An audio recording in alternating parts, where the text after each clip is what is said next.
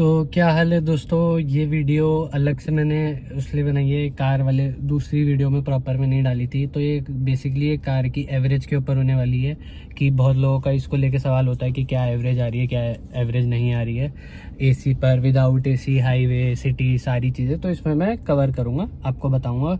ये मैंने अलग से इसलिए बनाई है जिससे बाकी चीज़ों में समझ नहीं आता, मिक्स हो जाता है। तो मैं इस वाली वीडियो में आपको बताता हूँ। तो जैसे ये वाली गाड़ी जब मैंने ली है, उसको लिए हुए मुझे 1 साल 5-6 महीने हो गया। मैं इसको लंबे लंबे रूट्स पे भी चला चुका हूँ, सिटी में तो चलाते ही हैं। अब मैं इसको मैक्सिमम आई थिंक हिमाचल वगैरह भी ले जा चुका हूँ, लंबे रूट पे चल चुकी है बेसिकली ये गाड़ी। तो आप उसी हिसाब से वीडियो में बता रहा हूँ, उसी अपने एक्सपीरियंस से बता रहा हूँ। तो जो सिटी में इसकी एवरेज है, अगर आप गर्मियों के टाइम एसी के टाइम देखोगे तो वो आ जाती है आपकी 140-150 चलती है फुल सिलेंडर पर। मैं उस हिसाब से बता रहा हूँ, मैं 20-25 की एवरेज वाला हिसाब नहीं बता रहा। मैं आपको एक बार फुल बताता हूँ। पहले मैंने सीएनजी जब गाड़ी चलाना स्टार्ट किया था तो 35 रुपीज़ हुआ करती थी, अब 77 रुपीज़ की है। मतलब 500-550 रुपये की 550 तक की सीएनजी भरती है अपनी फुल गाड़ी में। 8 किलो सिलेंडर, 8 किलो ही भरती है। और उसमें वो गाड़ी गर्मियों में 140-150 चलती है सिटी में। और सबसे मेन दूसरा है कि और जो हाईवे वगैरह पे मैंने इसको मैक्सिमम जो चलाया हुआ है फुल सिलेंडर पे, मैंने 230 तक भी क्रॉस करा है। 235 तक ये गाड़ी आराम से दे देती है लॉन्ग रूट पर। और सबसे मेन बात जो मैं बोलना चाहूँगा सीएनजी वाले में, जो मेरे को पता नहीं और लोग क्यों नहीं बताते हैं, बहुत वीडियोज़ में मैं देख चुका हूँ, किसी ने भी नहीं बताया हुआ। वो सबसे मेन जो सीएनजी में इशू आता है वो होता है सीएनजी पंप के प्रेशर को लेके। तो ये चीज़ आप कभी भी नोटिस करना कि जो सीएनजी पंप होते हैं, मेरे आसपास जो एरिया है पटपड़गंज, जिसमें 5 सीएनजी पंप है, 5 सीएनजी पंप पे सिर्फ 1 या 2 ही हैं जिन पे अच्छा सीएनजी प्रेशर होता है। अब सीएनजी प्रेशर से क्या होता है, जो आपकी जो सिलेंडर की कैपेसिटी होती है वो 8 किलो होती है। वो जब आपकी जो जहाँ से आप फिलिंग करवा रहे हो गैस की, सीएनजी की, वो प्रॉपर प्रेशराइज्ड होनी चाहिए। अगर उसका प्रेशर कम होगा तो आपका पूरे एम्प्टी सिलेंडर में भी 6 ही किलो गैस आएगी। पर अगर आपका प्रेशर अच्छा होगा पंप का तो वहाँ पे वो पूरी 8 किलो तक भरेगा। तो जितनी ज़्यादा गैस भरी हुई होगी सिलेंडर में, जितने हाई प्रेशर गैस होगी, उतनी ज़्यादा किलोमीटर गाड़ी चलती है। ये बात कोई बताता नहीं है, बट बेसिक जो फंडा है गाड़ी का चलने का ना चलने का वो यही है। और ये चीज़ मैंने नोटिस करी, जैसे जब मैं दिल्ली से बाहर से, हरियाणा, यूपी से सीएनजी भरवाते हैं, जब हम लॉन्ग रूट पे जाते हैं तो वहाँ पे वो सीएनजी काफ़ी चलती है। मतलब वो वहाँ पे ऑब्वियसली वो रेट उनका ज़्यादा भी होता है 5-10, पर जो वहाँ का प्रेशर होता है, यहाँ पे कभी खाली सिलेंडर में 8 किलो नहीं भरेंगे, वो आपका पूरा सिलेंडर खत्म हो जाएगा। मैंने पूरी ड्राई रन भी करी हुई है, मतलब पूरी जब तक वो पेट्रोल पर शिफ्ट नहीं हो जाती तब तक मैं सीएनजी चला के पूरी खत्म करके फिर मैंने सीएनजी भरवाई है। तब भी वो 8 किलो नहीं भरते, 7 किलो ही भर पाते हैं जो यहाँ का प्रेशर है। पर जब आप बाहर जाते हो तो वो आराम से वहाँ पे आपकी 8 किलो, पूरी प्रॉपर 8 किलो तक प्रेशर जाता है, और वो सीएनजी फिर चलती भी ज़्यादा है। अब मैं जानता हूँ बहुत सारे लोग बोलेंगे कि अरे हाईवे पे तो एवरेज अच्छी आती है वगैरह वगैरह, इसलिए तुम्हें लग रहा है हाईवे पे।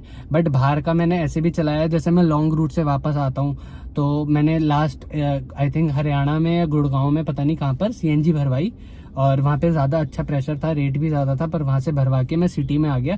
मेरी ख़त्म नहीं हुई थी सीएनजी, बस दो डॉट ख़त्म हुए थे आई थिंक। 100 किलोमीटर तक मैं आ गया था, और उसके बाद मेरे 3 पॉइंट बचे थे। उसके बाद मैंने सिर्फ सिटी में ही चलाई और कोई रिफिल भी नहीं कराई, ये देखने के लिए कि ये सीएनजी कैसी चल रही है, कैसी नहीं चल रही है। उसके लिए मैंने देखने के लिए बनाई वो सीएनजी ख़त्म करने के लिए। और वो ऑलमोस्ट 190 या 200 तक चल गई थी। वही सीएनजी वही सिटी में चल गई थी, जो यहाँ की सिटी में जब हम यहाँ से रिफिल करवाते हैं वो नहीं चलती।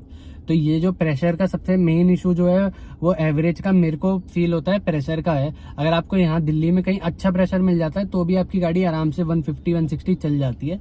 अभी हाल फिलहाल में मैं जब रिसेंट जो अपना एक ट्रिप मार के आया था अच्छा खासा, उसमें गाड़ी चली थी, वहाँ पे काफ़ी डस्ट थी, तो मुझे लगता है मेरा एयर फिल्टर चोक हो गया है। उसकी वजह से मेरी अभी एवरेज नहीं आ रही है। प्लस यहाँ पे प्रेशर आजकल काफ़ी कम चल रहा है, पता नहीं क्या सिस्टम है यहाँ पे। कम या तो टाइमिंग का इशू होता है पंप पे या कुछ है, और वो काफ़ी मतलब प्रेशर की वजह से बहुत कम चलती है सीएनजी। अगर आपका प्रेशर, सीएनजी पंप का प्रेशर अच्छा नहीं है तो नहीं चलेगी।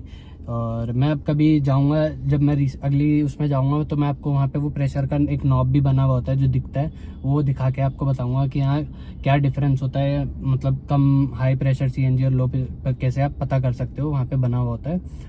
और यही था इसमें अपना, आपकी एवरेज आराम से 230 तक गाड़ी चल जाती है। तो भाई जैसे मैं आपको बता रहा था, ये अपना टाटा पंच CNG 2024 मॉडल है। ये 3 सिलेंडर में आता है। सिलेंडर का मैं आपको बता दूं जैसा होता है सिलेंडर में, जो गाड़ी में मतलब जो इंजन होता है वो बेसिकली सिलेंडर्स पे वर्क करता है, जो पिस्टन सिलेंडर होते हैं।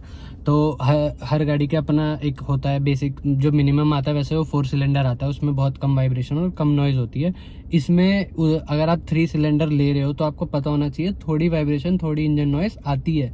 बट जो इन्होंने B6 फेज़ 2 वाली जो मॉडल है, इसमें वो उन्होंने बहुत ज़्यादा इंप्रूव करा है, उतनी आवाज़ नहीं है। बट ऐसा नहीं होगा कि आप अगर इसे कंपेयर करोगे 4 सिलेंडर इंजन से, तो काफ़ी डिफरेंस आएगा। जो जैसे डिफरेंट टू डिफरेंट सिलेंडर होते हैं, जैसे जो 1 सिलेंडर में आपको बताऊं पहले आते थे, जो पुराने टाइम के छोटे छोटे ट्रैक्टर्स होते थे उनमें 1 सिलेंडर वाली आते थे, जो खेत वगैरह जोतने के काम आते थे, उन सब में यूज़ होता था 1 सिलेंडर वाला। ऐसे कर करके ये अपना 3 सिलेंडर वाला है। तो इसकी टॉर्क इतनी हॉर्स पावर उतनी नहीं है जितनी 4 सिलेंडर की होगी, उतना रिफाइंड नहीं होता। बट हाँ, जितना टाटा वालों ने अब फेज़ 2 में इसको रिफाइंड किया है, इतनी नॉइज़ नहीं आती जितनी पहले वाले में आती थी। मैंने पहले वाली भी चला कर देखी हुई है, जो इनकी पुरानी मतलब 3 सिलेंडर वाली गाड़ी थी, और ये वाली ज़्यादा बेटर है उनसे। और जो मैं आपको बता रहा था इसमें, तो ये 3 सिलेंडर है, इसको हम 4 सिलेंडर से कंपेयर नहीं कर सकते। इतना ही मतलब इस 3 में ही आप देखोगे तो बहुत बेटर ऑप्शन है। और भाई आप जैसे एक्स्टर वगैरह में मेरे ख्याल से शायद 3 इंजन वाला है उनकी, इससे वो भी बहुत नॉइजी और बहुत ज़्यादा होते हैं। तो ऐसा कुछ है नहीं कि इसमें नहीं आएगा, थोड़ा बहुत आता है जो कि चलता है। तो इसके बाद मैं बात कर रहा था इसके, जैसे मुझे 1 साल हो गया, 1 साल प्लस 5-6 महीने हो गए हैं इस गाड़ी को यूज़ करते हुए। तो इसमें जो मैं AC का आपको बताऊं, तो AC का ऐसा है कि इसमें जैसे पीछे मैंने बताया था आपको विंड ब्लोअर नहीं है, आगे ही है बस जो है विंड ब्लोअर। तो इससे पहले जो मेरे पे गाड़ी थी वो सेंट्रो थी, और वो भाई 10 साल पुरानी गाड़ी थी, CNG गाड़ी थी। उसका जो AC था वो मतलब बिल्कुल ही गया गुजरा था, चलता ही नहीं था। अगर AC चल जाता था तो रेडिएटर में कुछ दिक्कत आ जाती थी। मतलब वो बहुत पुरानी गाड़ी थी और उसमें मैंने AC वाला इतना यूज़ नहीं कर पाया था। मतलब बहुत गर्मी में भी उसमें AC चलता ही नहीं था, सर्दी में भी नहीं चलता था, गर्मी में भी नहीं चलता था, उसका AC बराबर था। कुछ उसके कंप्रेसर में दिक्कत ही पता नहीं क्या थी, बहुत वीक होते थे पहले के कंप्रेसर, ऐसा बताते थे मैकेनिक वगैरह। तो उसके बाद जब मैंने ये वाली गाड़ी ली, इसका जो AC है भाई, मतलब उससे कंपैरिजन करो तो लाख गुना है। मैंने इसको मई जून की भरी गर्मी में, एकदम पीक गर्मी में भी चलाया है। तो आप मतलब एक बार गाड़ी में AC चला दोगे, 5-10 मिनट बाद कूलिंग हो जाएगी, उसके बाद आपको लगेगा ही नहीं कि बाहर क्या टेम्परेचर है, उसका अंदर आपको कुछ पता ही नहीं चलेगा। एकदम प्योर, एकदम ठंडा AC होता है, चिल्ड वाला वो है। बस इसमें यही दिक्कत होती है, जैसे मैं अपनी मदर के साथ कभी ट्रैवल करता हूँ तो ज़्यादातर वो पीछे वाली सीट पे बैठती है और मैं आगे वाली सीट पे, क्योंकि मैं चला रहा होता हूँ। तो जो विंड ब्लोअर होते हैं वो 2 मिनट में ठंडा कर देते हैं, एकदम चिल्ड।